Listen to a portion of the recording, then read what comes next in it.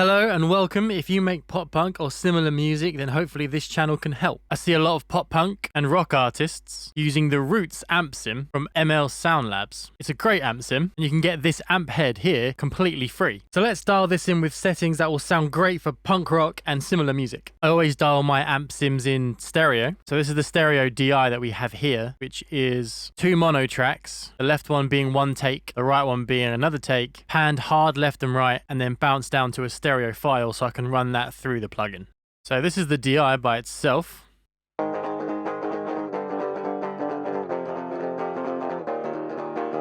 let's hear what the plugin sounds like as soon as you open it up.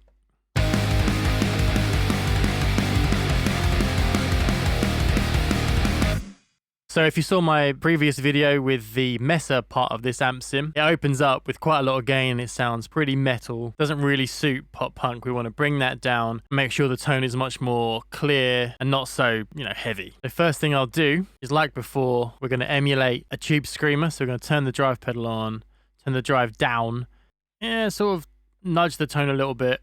And I like to compress my DI, so we'll just do a bit of light compression as well. Okay, back to the amp head. Let's turn this gain off, and we're going to use as little gain as possible so that it still sounds inspiring and a tone you want to work with, but you're literally using as little gain as you can get away with.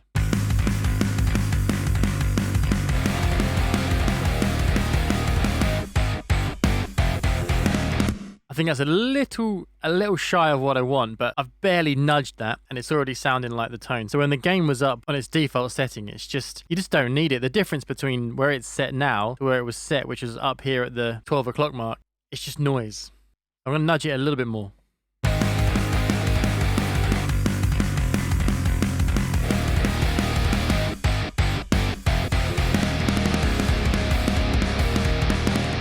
It gets super gainy so fast. I mean, we do have the tube screamer on, of course, and that, even though the drive is off, sort of controls your low mids and stops it from sounding, woofy. I think that might be too much gain. I'll bring it back a little bit.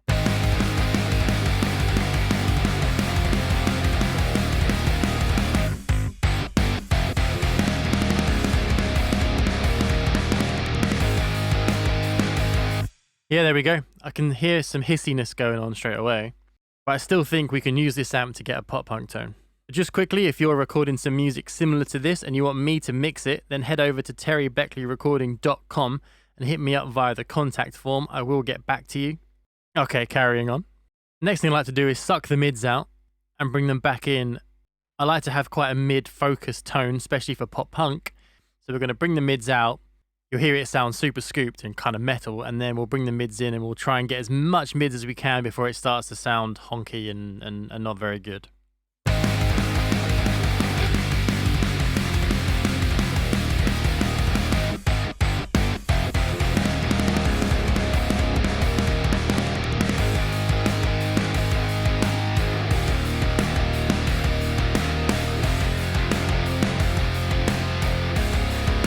Cool, so 1 notch past the straight up the middle default setting. High end presence we can push. I actually prefer to push those with an EQ, but as we did that in the last video, let's do it on the amp in this one.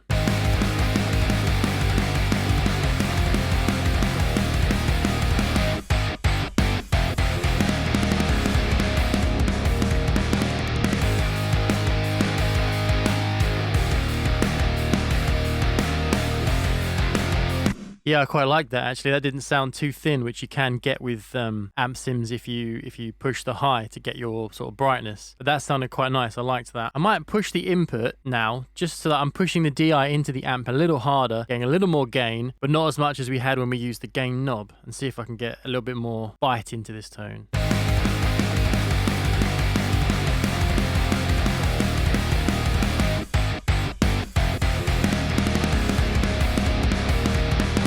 Yeah, I think that's a nice subtle way of pushing it up a little bit more. I'm driving it into the plugin. Now I quite like where that's sitting, but we've got some sort of nasty frequencies to get rid of. And I also want to throw in my trusty Shep 73 from Waves and not touch it. I just like running it through the plugin because it's got a bit of subtle saturation in there. So what we did in the last video was we got a Pro Q3 up and we notched out the harshness. So as an experiment, I'm going to actually put that before the amp and notch it out of the DI, see if we get a different result. That's still good.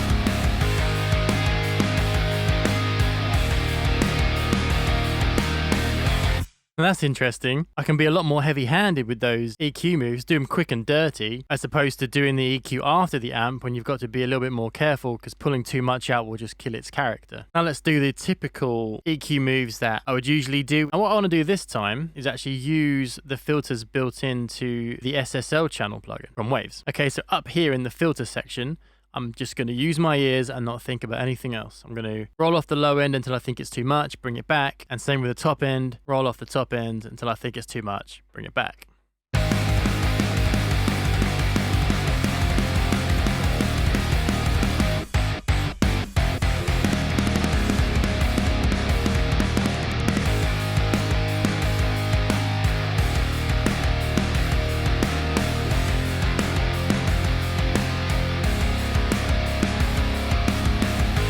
Well, I can only imagine that these slopes on these filters are extremely gentle because, you know, if I was thinking and looking at numbers, I would never roll off guitars that high. But it just doesn't seem to ruin the tone. And I probably could go further. I wasn't really noticing it being detrimental to the tone until sort of 250 upwards. But there's fine. I think we'll have cleaned up the low end there. And my possibly not so better judgment is telling me don't go any further than that. Now for the top end.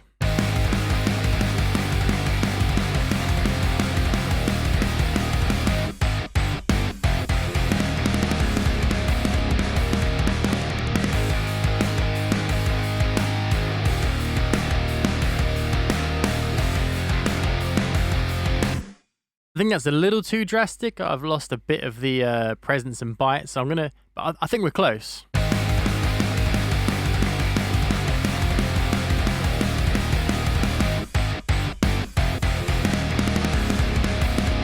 Yeah, I think there. Not looking at the numbers, just literally going by ear. Now I'm going to A/B this EQ and make sure it's doing a good job.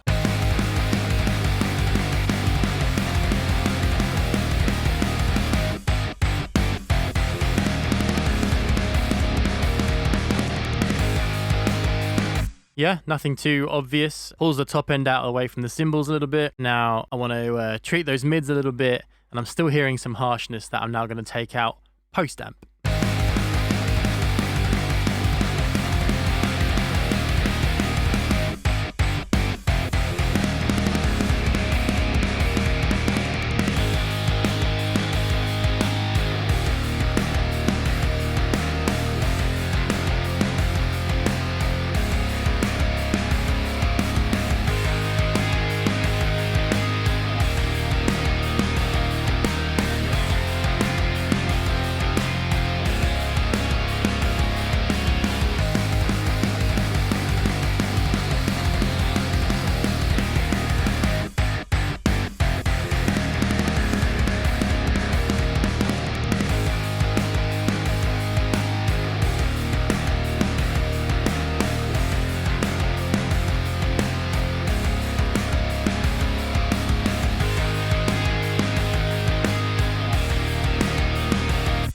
So I'm trying to go real gentle here. We've got the cuts before the amp. I don't want to kill the character of the amp. But I think that makes quite a big difference. You know, it's just in that harshness area. I'm just trying to clean that up, reduce it a bit, because we want that to be present in pop punk, but we don't want it to be whistling away like it was. Okay, now for the mid cut.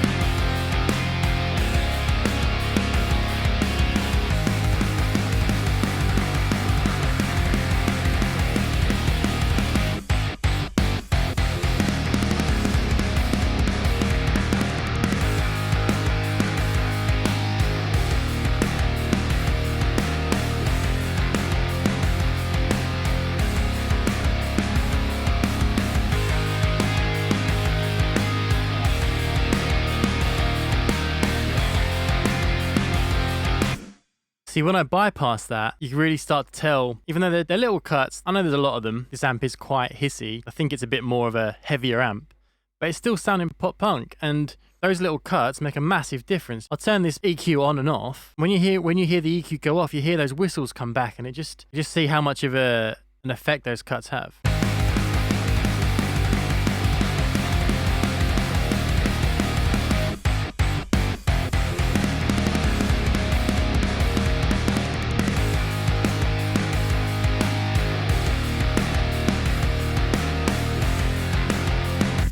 Yeah, crazy. And then there's that sort of like honky sort of noise that comes from the mids. I'll show you what that is by itself so you know what I'm getting rid of. I like to keep it narrow because I want the mids in there. I just want to clean them up. You know, I like mids, they just have to be cleaned up.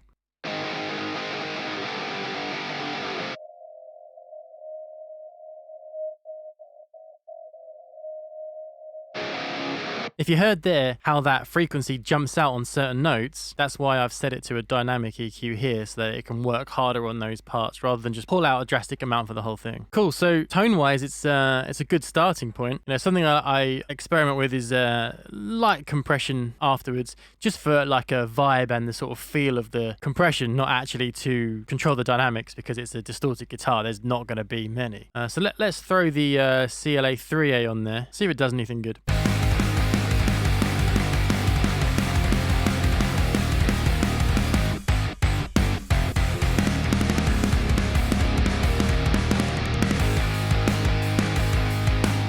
It's more of like a little flavor. It's definitely not necessary. And then something else I like to do, although we've got quite a lot of saturation happening from compressor plugins and whatnot, but I'll also throw on something like the Saturn II. I'll start on, for guitars, I'll start with the tube and just a little bit of post-saturation.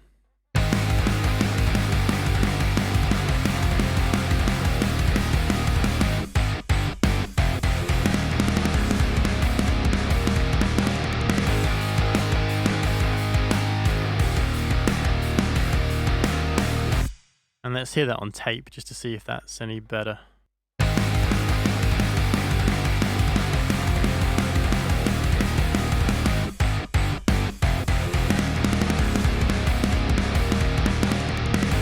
I actually quite like the tape. I might do this in parallel. Drive it to where I quite liked it and do it in parallel. It gave it sort of like a warmer feel.